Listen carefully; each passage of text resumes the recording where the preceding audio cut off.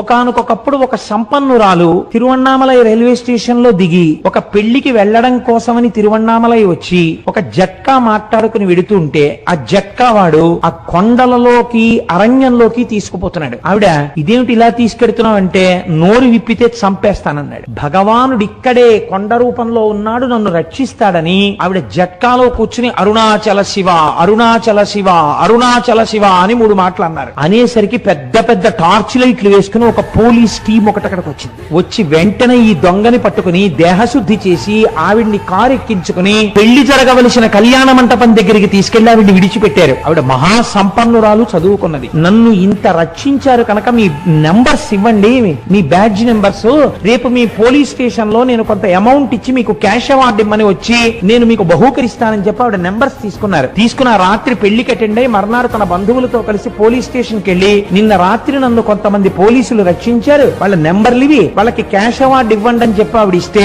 Tamil Nadu police service లో ఈ నెంబర్లు ఉన్న పోలీసులు లేరు.